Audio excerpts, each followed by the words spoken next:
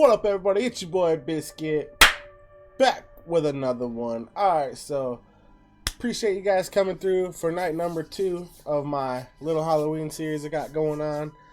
If you seen the commercial I made and checked out the first one, love, appreciate you. I put a lot of time into these videos, so it means a lot to me when you guys comment, like, subscribe, share, and show so much love. I love you guys, man. This is what I love to do. I want to keep doing it, so I appreciate you guys. We're gonna hop right into this one. Night number 2. I hate doing scary stories. My wife's not here with me tonight, so it's just me on my lonely in the dark here. I don't do good with scary things, but we gotta do what we gotta do. So I got another watcher video. Are you scared of what lives in the woods? These guys, I decided to go with one of these because even if it is scary, they're entertaining in their own way, and they make you laugh, and it's not just scary. So hopefully I can not be such a and make it through this. I'm gonna do my best for you guys, so let's get it.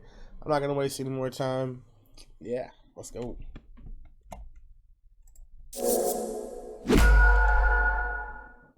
This video contains content that some might find disturbing.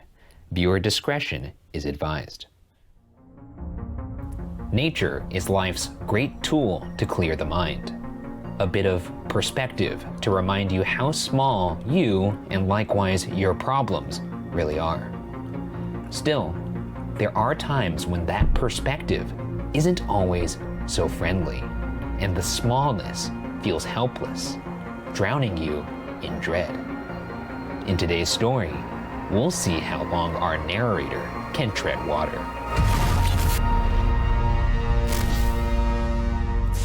I'm Ryan Bergara, and this is Are You Scared? A show where I tell my friend Shane Madej the internet's scariest stories that may or may not be true. Now, I have not. If you haven't seen Watcher, go check them out. Go give them a like, subscribe.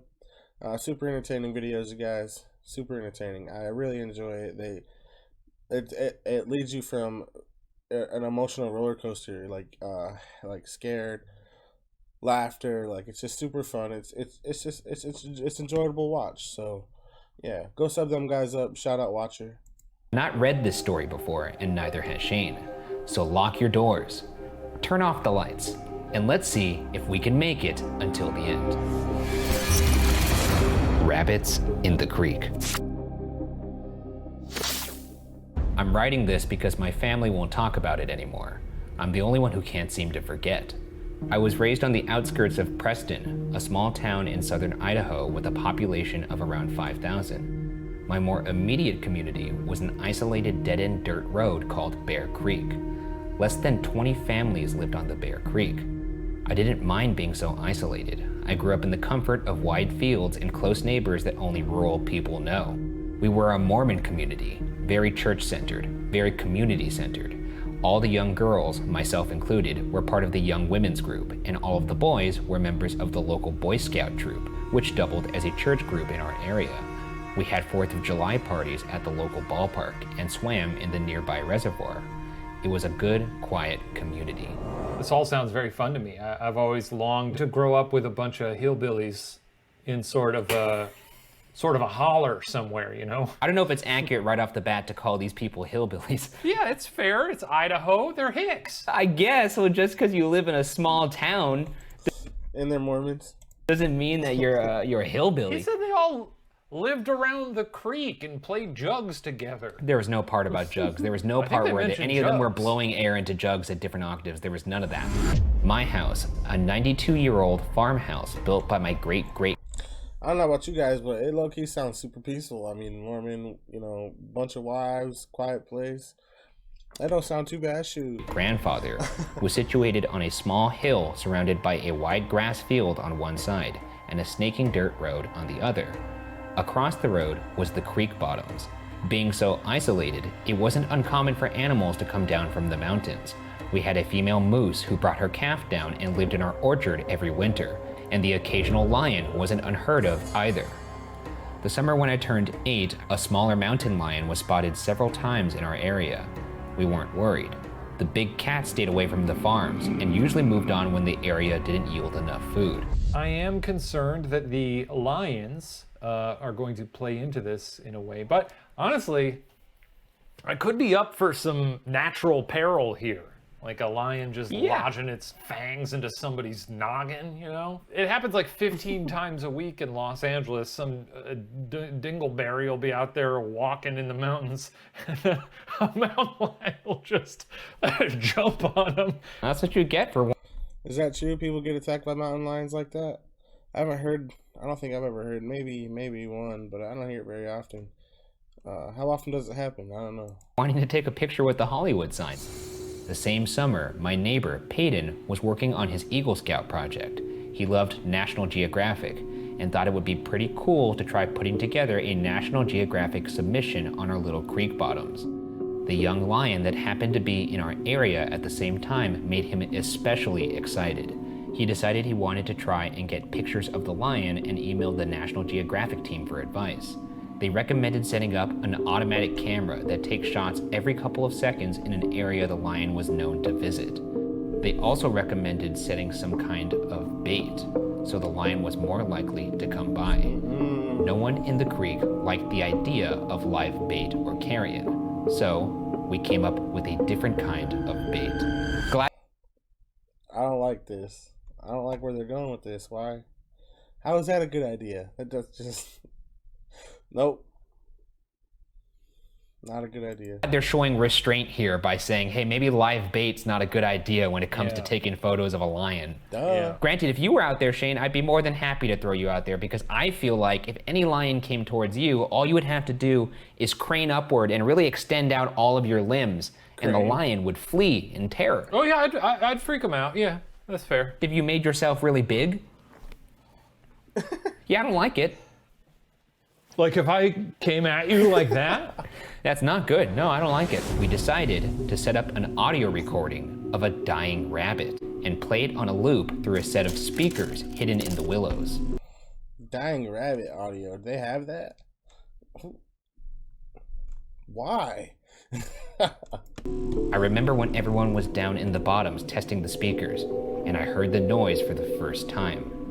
The sound of a dying rabbit is horrible.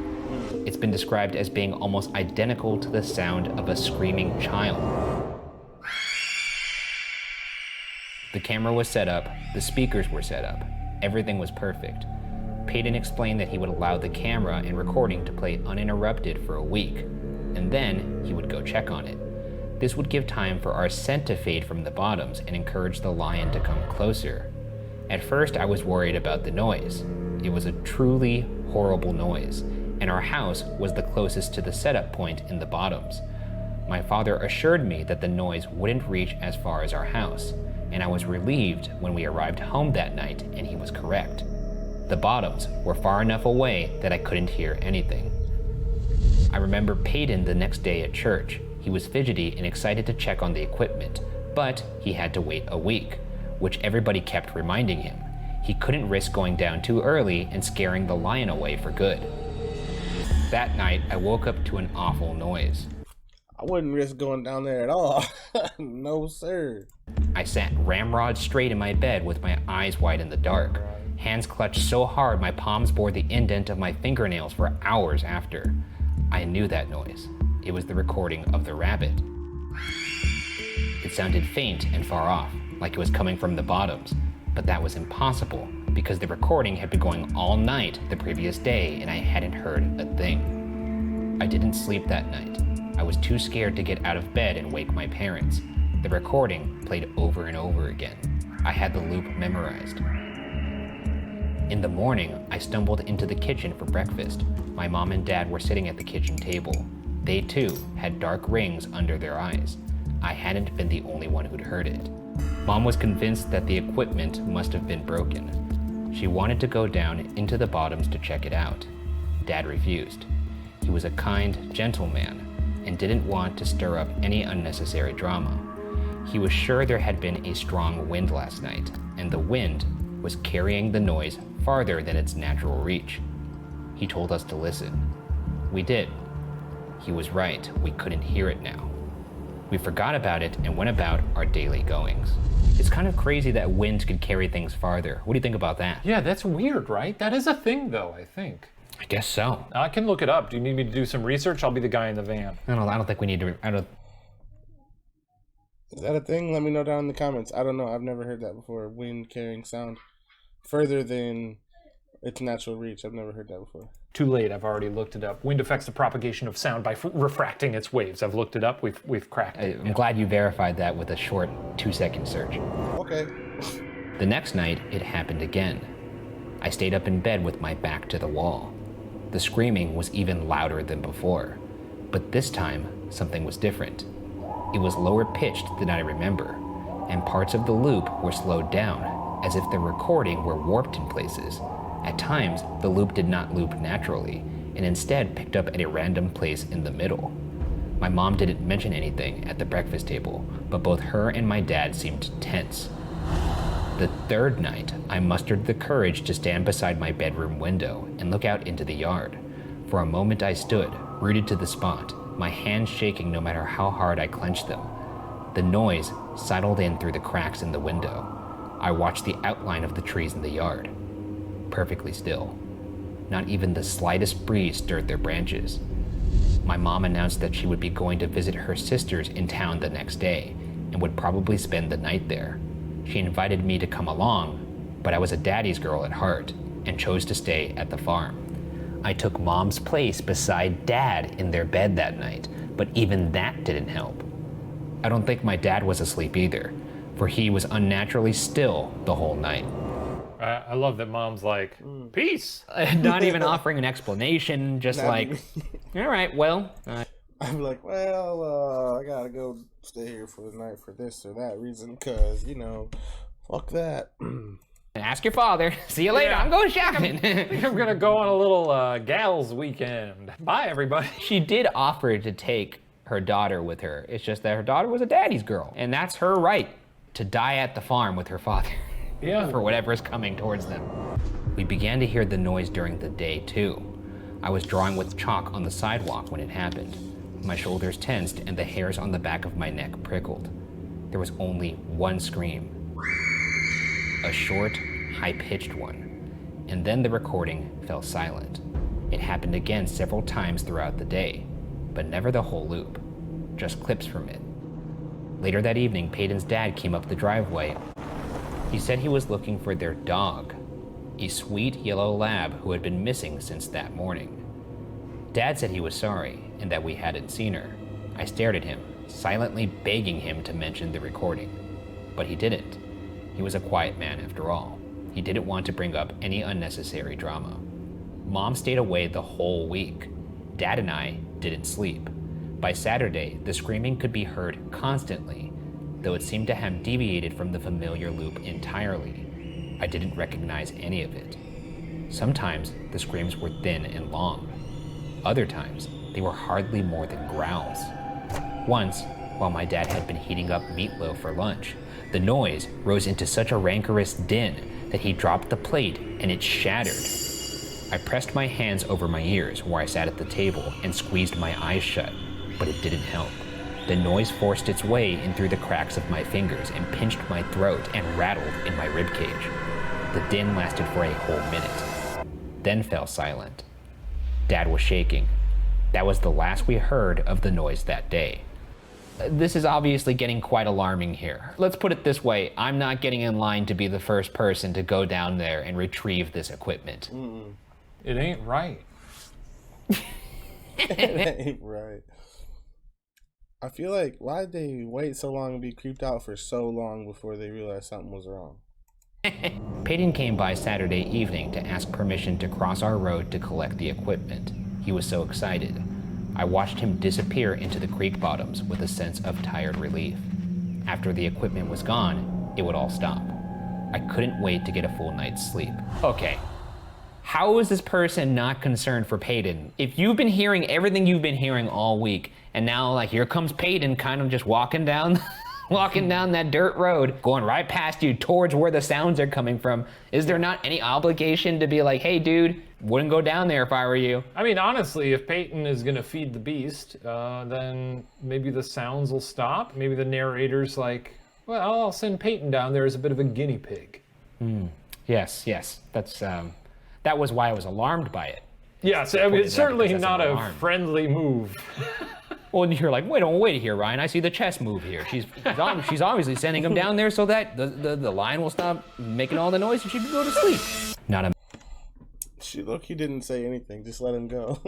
minute later, I spotted Peyton coming back up from the creek. I was confused. It had taken us much longer to set up the camera and speakers, so I'd only assumed it would take just as long to collect them. My breath stilled when Peyton came closer. He didn't look right. His eyes were wide and his face pale. Something wet dribbled from his chin and onto his shirt. I later realized it was vomit. My dad caught him before he fell and demanded to know what had happened. Peyton couldn't speak. He just cried. There's something more viscerally terrifying about seeing a boy throw up than any sort of red man or slug man. I don't want to see a boy throw up. The last time I was so scared I thought I was gonna throw up was at the Old City Jail. I know what Peyton's feeling right now, so I'm wondering what he saw down there. We called his dad. I looked after Peyton as both my dad and his dad went into the bottoms. They were gone a long time. When they returned, their faces were grim, and they smelled funny. I noticed red on my dad's hands. I asked what was wrong, but they brushed right past me and immediately called the police. Nobody would tell me what had happened. I sat on the couch as a blur of neighbors and police officers swirled around me. Wait a minute. Can I hazard a guess? Yeah, I should go for it, yeah. Ma got eaten. I was just thinking that the mom, for some reason, I was just thinking the mom got it, but she's supposed to be out of town, so I don't know. I don't know how. That is possible. That is not my guess, but I'm gonna guess. hold mine close to the chest. Okay. It does not All right. involve Ma. At one point, an officer placed something on the kitchen table and left. I looked into the kitchen curiously.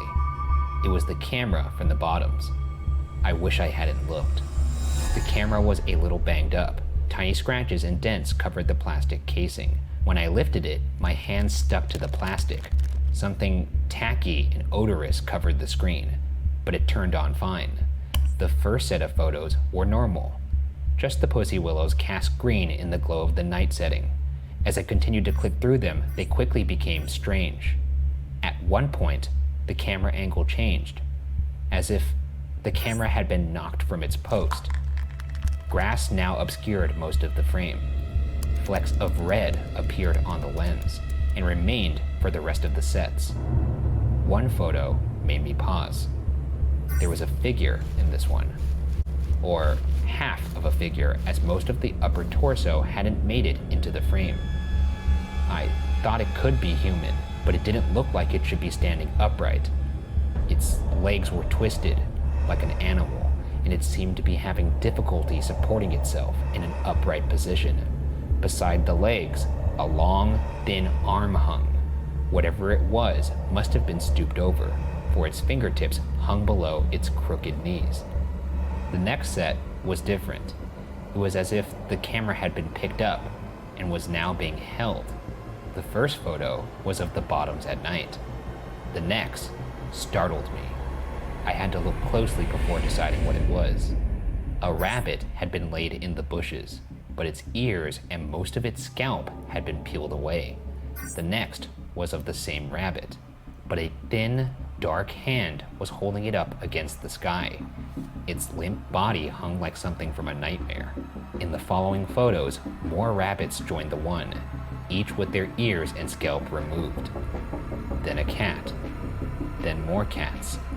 Then a dog, the yellow lab. Then the lion. The following photo was of 7 rabbits, 3 cats, 1 dog, and the lion all laid out in a row facing the same way. Their arms and legs had been arranged as if they were marching, like some parade. All of their scalps had been removed, and tiny white glints of their skulls could be seen. The last photo was overly bright, like the photo had been taken too close with the flash on. An eye dominated the frame, but it was yellowed and crusty and had a bar pupil like a horse. In the bottom corner, the edge of a mouth could be seen. No lips, just teeth, sharp and little, with wide gaps of red gum between them. I wish I hadn't looked. I heard my dad talking to the police outside. They said the speakers had malfunctioned. The recording had only played the first night. So, are you scared? I hate that ending. It always gives me fucking chills. Always. I hate that ending. How would they know that? That doesn't make any sense.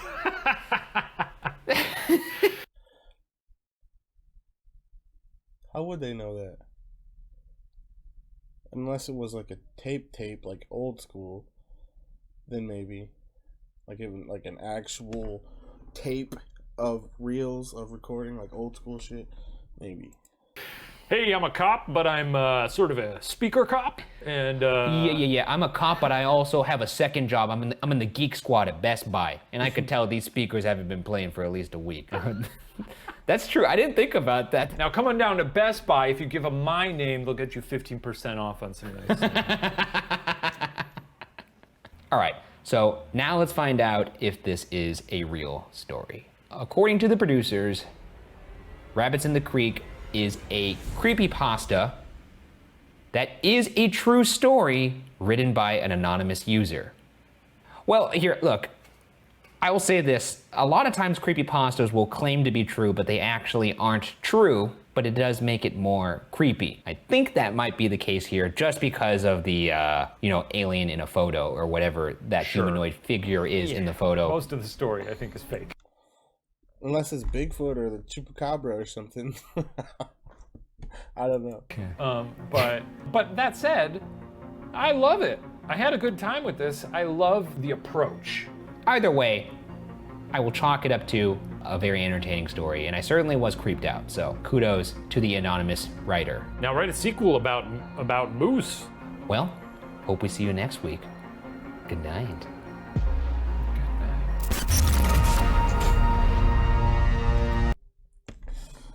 I wasn't too creeped out for that one. I didn't really get creeped until the end. That ending always creeps me. Are you scared? That music. Ooh.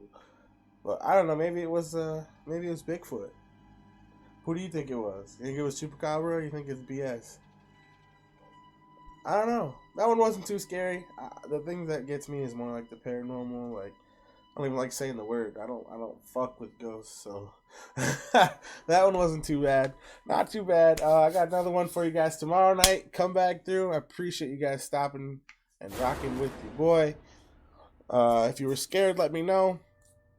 Don't forget to sub BIZCUIT on your way out. And shout out Watcher. If I didn't say that already, I might have. And yeah. Have a good night, guys. Love you.